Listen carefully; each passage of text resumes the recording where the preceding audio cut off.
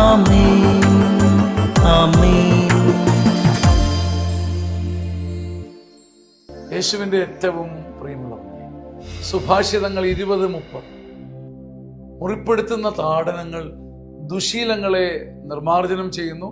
കനത്ത അടി, ചങ്ക് പൊട്ടുന്ന അടി, തലക്കെട്ട് കിട്ടുന്ന കനത്ത അടി മനസ്സിൻ്റെ ഉള്ളറകളെ ശുചീകരിക്കുന്നു.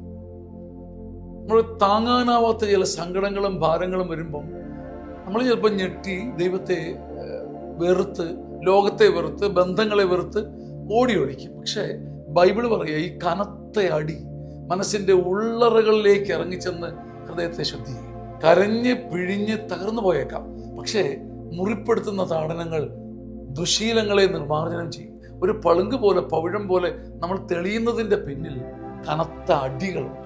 അപ്പം അടികൾക്കും അവഹേളനങ്ങൾക്കും നന്ദി പറയാൻ തുടങ്ങുമ്പോൾ ഉള്ളിൻ്റെ ഉള്ളറകളിലേക്ക് അവ ഇറങ്ങിച്ചെന്ന് നമ്മളൊരു പുതിയ മനുഷ്യനാകും. ഇന്നത്തെ പുഞ്ചിരിയുടെയും സന്തോഷത്തിൻ്റെയും പിന്നിൽ ഇന്നലകളിലെ കനത്ത അടിയുണ്ടെന്ന് ഓർക്കുമ്പോൾ അവയ്ക്ക് വേണ്ടി പോലും നന്ദി പറയുന്ന ഒരു ആധ്യാത്മികത ഉയർന്നു വരും.